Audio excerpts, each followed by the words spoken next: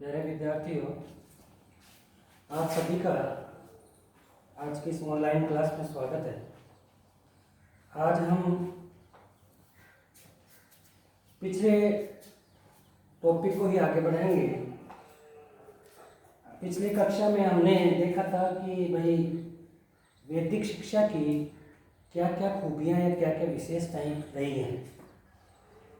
जो प्रमुख विशेषताएं थी जिन पर अपन कल चर्चा कर रहे थे, उसमें मैंने आपको उपनयन संस्कार के बारे में बताया था और ये बताया कि भाई ये एक बहुत अच्छा श्रेष्ठ संस्कार माना गया है इसको, और उस युग में विद्यार्थी द्वारा विद्या आरंभ करने का संस्कार इसे माना गया है। इस संस्कार के माध्यम से विद्यार्थी जो है अपने गुरु के समीप जाता था विद्या अर्जन करने के लिए और अपने ब्रह्मचर्य जीवन की शुरुआत वो करता था और 24 वर्षों तक जो है अपनी शिक्षा दीक्षा का कार्य संपन्न करके और वापस घर को लौटता था।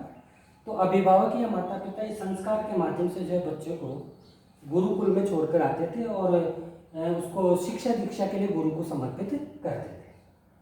अब इसके बाद में आगे अपन देखते हैं तो दूसरी जो इसकी विशेषता है वो है ब्रह्मचर्य व्रत का पालन। देखिए, आज की तुलना में उस युग में जो है शिक्षा का एक जो परम तत्व माना गया कि शिक्षा काल में जो है विद्यार्थी ब्रह्मचर्य का पालन करेगा, यानी जब तक वो आश्रम में रहेगा 24 वर्षों तक, 24 वर्ष की उम्र तक जब तक वो इस गुरुकुल में रहेगा, आश्रम में रहेगा, तब तक उसको ब्रह्मचर्य व्रत का पालन करते हुए शिक्षा प्राप्त करनी होगी। यानी उसे सांसारिक मोह माया से दूर रहते हुए अपने शिक्षण और अधिगम के कार्य पर ही पूर्ण रूप से ध्यान देना होगा। इसलिए ब्रह्मचर्य व्रत का पालन करना उनके लिए अनिवार्य होता था। इस व्रत का पालन करने के लिए जो है विद्यार्थी किसी भी प्रकार का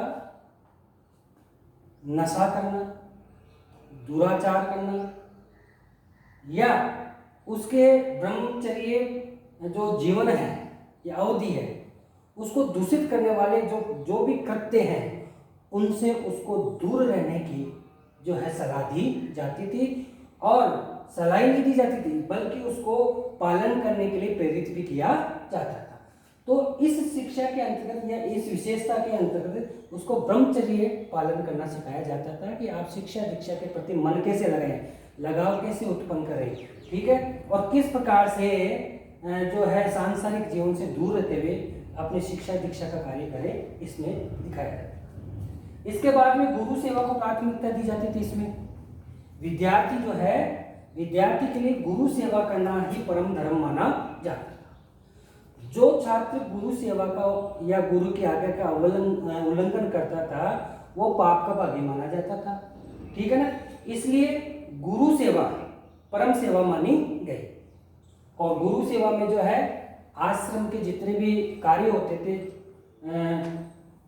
गुरु से संबंधित वो और गुरु सेवा से संबंधित वो सारे काम इनको करने पड़ते थे, जैसे साफ सफाई करना, लकड़ी लाना, भोजन की व्यवस्था करना, ठीक है, भिक्षा मांगना, पेड़ पौधों की देखभाल करना, ठीक है, जो पशु होते थे उनका पालन पोषण करना, उनकी देख रेख करना, ये सारी चीज़ें जो है गुरु सेवा के अंतर्गत मानी जाती थी और उसको उनका पालन करना पड़ता है।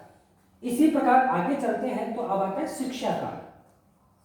गुरु इसमें वैदिक युग में या गुरुकुल शिक्षा में शिक्षा सत्र जो है पूर्व की भांति जैसे आजकल निर्धारित होते हैं वैसे वहाँ उस वक्त भी निर्धारित होते थे। यानी शिक्षा काल जो है लगभग साल भर से लेकर 5 महीने तक का होता था, जिसमें ये जो है श्रावण मास की जो है पूर्णिमा से प्रारंभ होके और पौष मास की पूर्णिमा को समाप्त होते थे।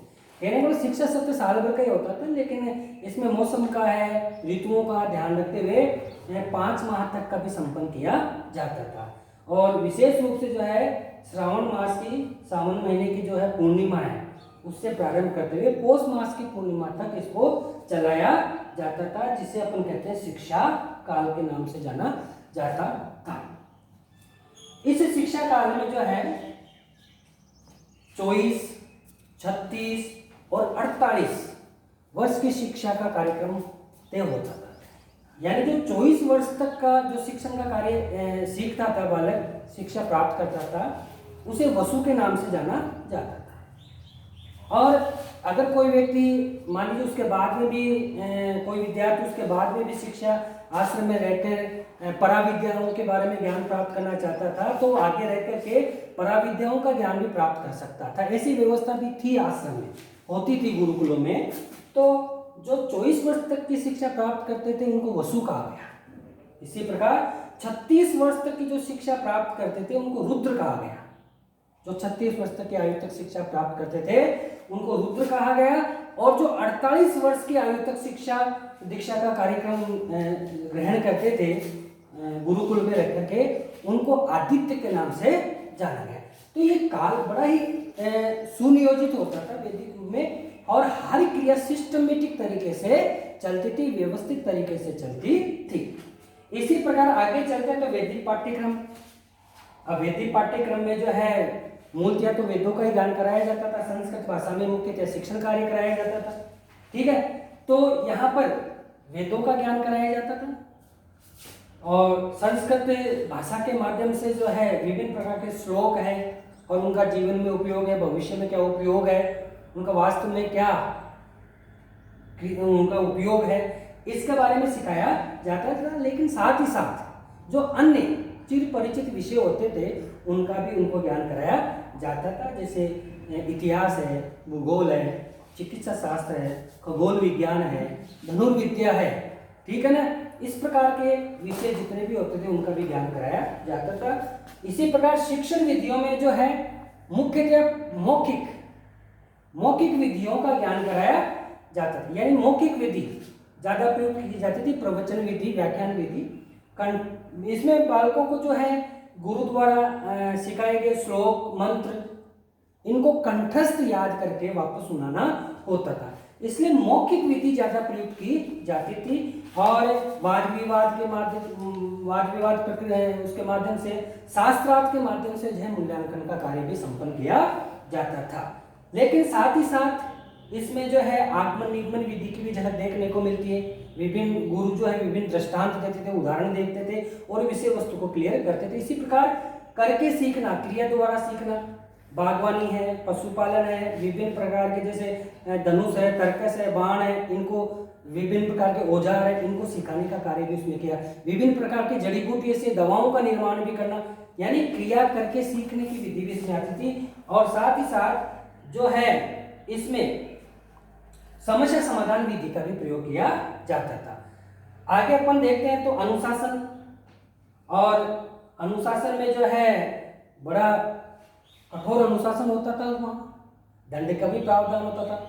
जो बालक गुरु की बातों का उल्लंघन करता था या आश्रम के नियम या गुरुकुल के नियमों का पालन नहीं करता था, उसको दंड देने का प्रावधान भी होता था। दंड के रूप में जो उसको समझाना है, उपहास करना है, या जंगल से लकड़ी काट के लाना है, इस प्रकार के जो है उसे दंड के प्रावधान दिए जाते थे ताकि वो संतुलित होकर वापस अपनी क्रियाओं में संलग्न हो जाए।